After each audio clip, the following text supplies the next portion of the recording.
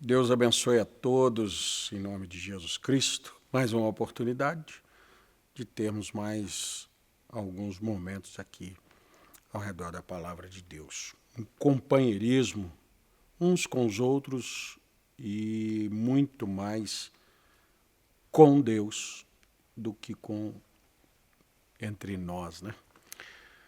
Eu gostaria de tomar aqui uma escritura para nós pegarmos um tema um tanto quanto estranho, mas eu sinto necessidade de mostrar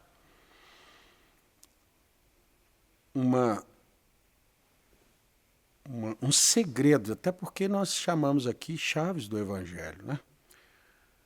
Muitas pessoas, nós estamos vivendo em um tempo onde muitas pessoas têm permitido o Evangelho perder o crédito nas suas vidas. O Evangelho do Senhor Jesus Cristo, ele não poderia sofrer esse descrédito no coração, na mente de ninguém, nunca, nunca.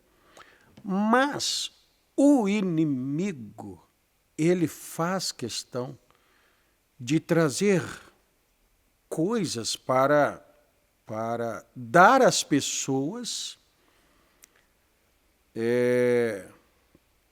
direito de desacreditar por causa disso. Antes de nós lermos a nossa escritura, que é Filipenses, capítulo 1, eu quero contar uma ilustração que o profeta Irmão Brana faz. Eu creio que não vou citar um nome para não correr o risco de errar, mas ele faz uma ilustração de uma plantação. Alguém faz uma plantação e logo ele percebe que tem ali pássaros, começa a dar os grãos, os pássaros começam a correr para lá e comer aquela roça, aquela produção ali, a lavoura. O que o dono dessa lavoura vai fazer? Ele, para espantar aqueles pássaros, ele cria o chamado, antigamente era muito usada essa palavra, e hoje já nem tanto, pela questão de geração, né? Espantalho. Espantalho era um boneco pendurado num pau ali, e esse pau girava. E o vento batia, aquele boneco, parecendo um homem, vestia-se uma calça, uma camisa, um chapéu ali e fazia um espantalho. O vento batia naquilo, aquilo se movia, parecia uma pessoa. E logo os pássaros ficavam espantados com aquilo. Alguns dias, os primeiros dias em que aquele boneco estava lá na lavoura, os pássaros não iam. Mas os pássaros estão ali por causa da comida, por causa dos grãos. É tempo de grão, então os pássaros estão lá para comer aquilo. Ora, eles estão movidos pela necessidade, eles estão movidos pela fome, eles sabem que ali detrás daquele homem tem comida. Então eles vinham e pousavam assim num galho e ficavam observando aquele espantalho. Observando, o vento vinha, o espantalho movia, então era um homem, o homem movia, os pássaros voavam. Aí eles voltavam de novo, ia percebendo que ele só mexia naquele lugar. É porque eles vieram para mais perto e viu que não era uma ameaça. Foram para mais perto ainda, de repente eles já pousavam em cima dele, pousavam nos braços dele, pousavam na cabeça dele e desciam lá e comiam o seu grão assim mesmo.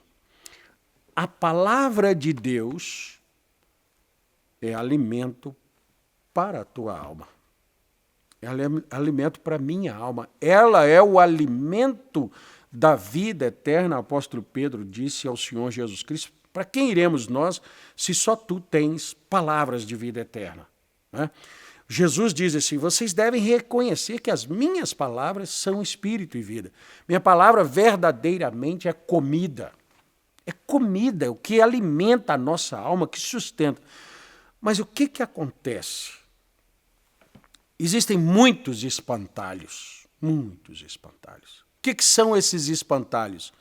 Maus testemunhos, erros de pessoas, problemas na comunidade, chamada igreja, congregação, situações que fazem as pessoas distanciar do evangelho por causa de outrem, por causa de acontecimentos. Por isso eu quero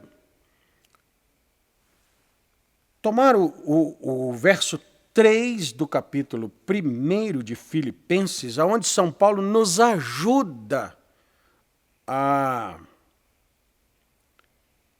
passar por cima dessas coisas. Veja, dou graças ao meu Deus todas as vezes que me lembro de vós. Você vai me perdoar, mas eu vou voltar não ao verso 3, mas ao verso 12 aqui. Quero, irmãos, que saibais que as coisas que me aconteceram contribuíram para maior proveito do evangelho.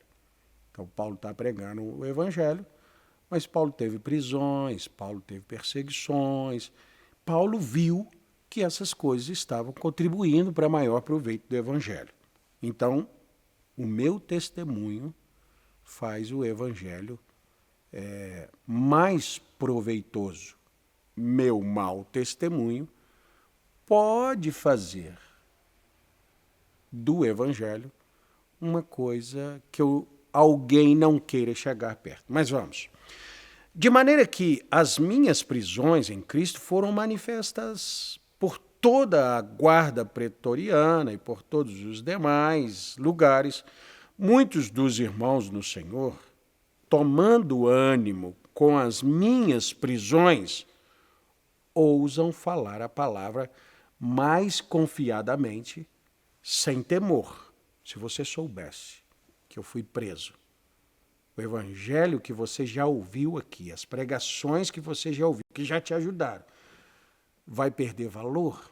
Você vai desanimar? Pastor Vanderlei Vilaça foi preso. Pelo quê? Ora, não se prende ninguém falando, ele foi preso porque é muito bom. Sempre vai se falar, vai se criar uma narrativa, vai se criar alguma justificativa para essa prisão. Na época de Paulo, por certo, falaram, esse homem é um herege, esse homem é maldizente, esse homem não presta, porque se prestasse estava dentro da sinagoga. Mas não, claro que não. Hoje nós sabemos que foi preso por despeito religioso, político, por movimentos ali, espíritos errados. Alguns irmãos tomaram as prisões de Paulo e ficaram com mais ânimo. Quer saber de uma coisa? Paulo foi preso, mas eu vou continuar o que ele estava pregando. Aí ele diz assim no verso 15, verdade é que também alguns pregam a Cristo por inveja e porfia, mas outros de boa mente. Espera aí, alguém prega Jesus por inveja? Alguém tem inveja de um ministério. Pessoas invejam isso. Por quê? Porque o ministério nos dá, de certa forma, uma popularidade, amor das pessoas, nos dá uma vida diferente. Então, alguém fica com inveja. Aquilo dá certo poder. Um ministério é um poder, é um governo, é um reinado.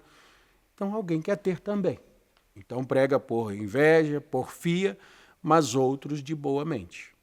Aqui estou eu, desejando do profundo do meu coração que eu só pregue o evangelho de boa mente.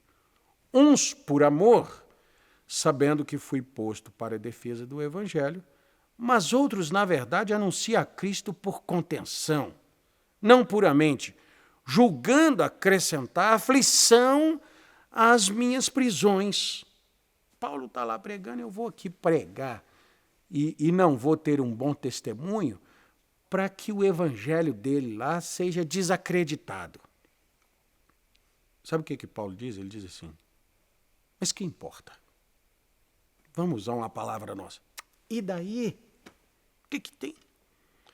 Contanto que Cristo seja anunciado de toda maneira, ou com fingimento, ou em verdade. Nisso me regozijo e me regozijarei ainda. Você percebe que Paulo faz Cristo. Eu vou usar essa palavra para você entender. Paulo faz Cristo um produto tão necessário que, ainda que alguém o anuncie com fingimento, com erro, com a vida, mau testemunho, Paulo não quer nem saber, ele quer que Cristo seja anunciado. Seria a mesma coisa de eu dizer assim, por exemplo, olha, lá perto de casa tem um comerciante de supermercados, né? De alimento, que é um homem honesto, um homem bom, ele vende alimento por prazer de ver as pessoas se alimentando. Já tem um outro que é ganancioso, tem um outro que todo o dinheiro que ele conquista com vender o arroz, ele investe em coisas erradas. Que importa? Importa que ele venda lá. Por quê? Porque ele está vendendo alimento. O importante é ele levar o alimento lá. E você não vai lá na mercearia ou no supermercado dele porque ele não é uma boa pessoa? Não, não estou indo lá comprar a pessoa, estou indo comprar o alimento. É o que o apóstolo Paulo está mostrando aqui. Ele disse, eu quero que Cristo seja anunciado. Mas com fingimento, se a pessoa puder passar por cima do fingimento do anunciante, ele fica com o Cristo, o grande produto, a grande graça, o grande objetivo a ser alcançado.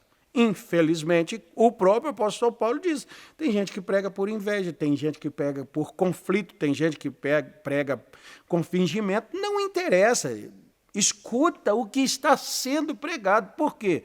Porque é salvação para você. Agora, vai seguir o fingido? Vai seguir o mal? Não, eu preciso do Evangelho. Eu preciso de Jesus Cristo. Isso é um segredo.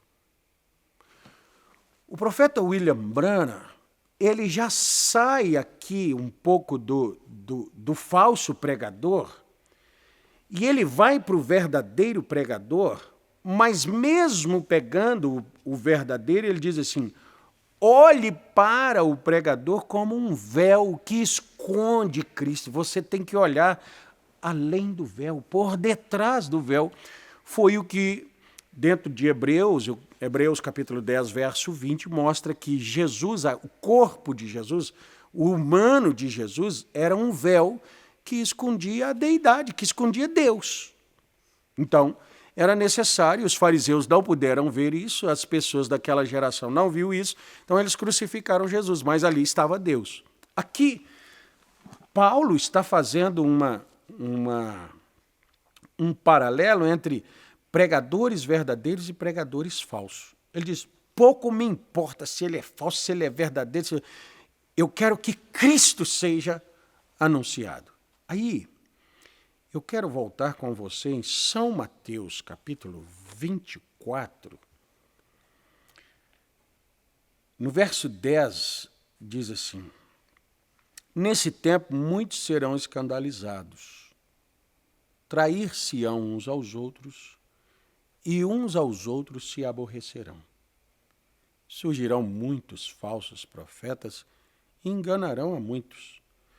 E por se multiplicar a iniquidade, o que é a iniquidade aqui?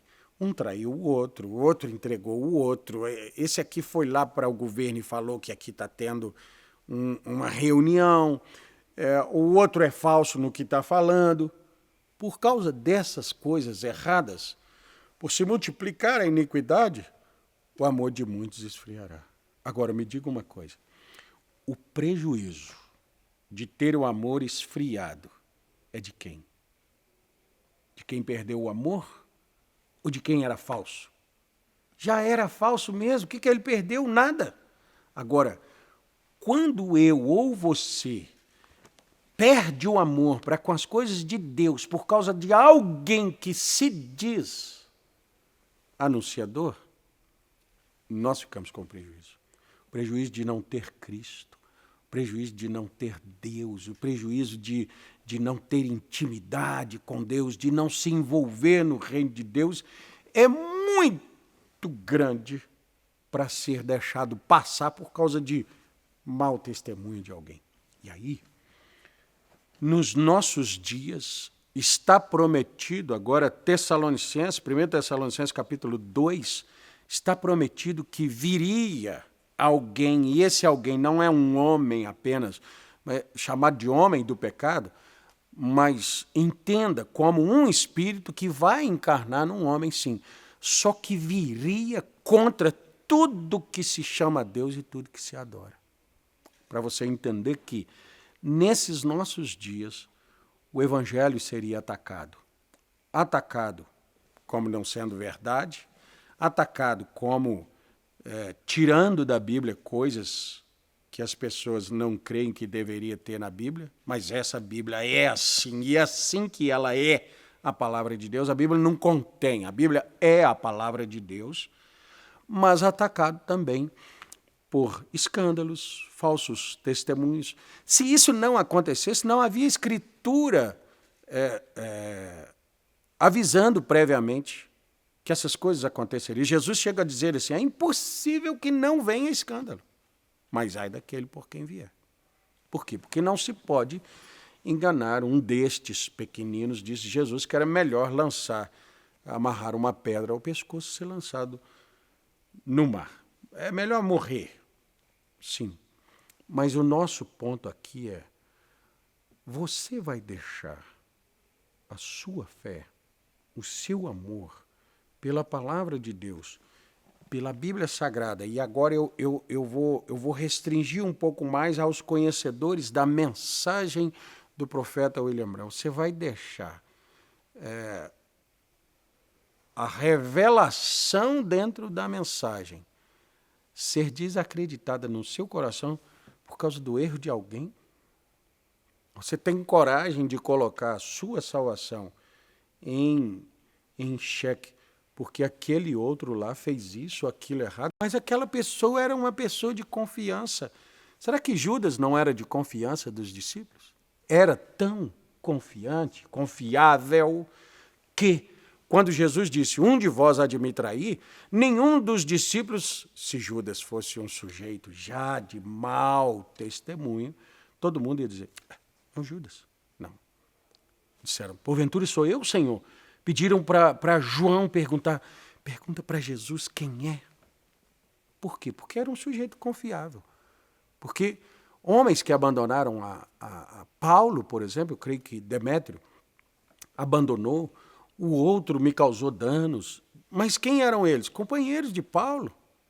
Isso vai mudar a pregação, isso vai mudar a essência do que eu já ouvi da palavra? Ora, é hora de nós cuidarmos. Eu creio que Apocalipse capítulo 2 vai dizer assim, guarda o que tens, para que ninguém roube a tua coroa. A tua coroa do Evangelho é grande demais e muitos estão com vontade de roubar. Aí você diria, alguém vai usar ela? Não, nem tudo que as pessoas roubam, elas usam. O espírito ladrão, o espírito que quer roubar, ele quer roubar só para você não ter, não para ele usar. Ele não pode usar aquilo. Já viu pessoas que roubam obras de arte, quadros, elas não podem expor. Roubou e esconde aquilo num porão. Só pelo prazer de roubar, ninguém mais vai ver aquilo. Quem rouba grandes fortunas não pode comprar nada. De um dia por outro você não tinha nada, agora tem. Ah, esse sujeito é o suspeito do crime. Seria a maior evidência do roubo é gastar o dinheiro. Então ele não quer deixar evidência, ele nunca gasta. Aquilo fica guardado ali. Por isso que se encontra tesouros enterrados, né? Por isso que se encontra obras de artes dentro de um porão. A tua coroa vale mais do que qualquer outra coisa aqui. O diabo quer roubar, mas vai usar ela? Ele nunca pode, ele não pode.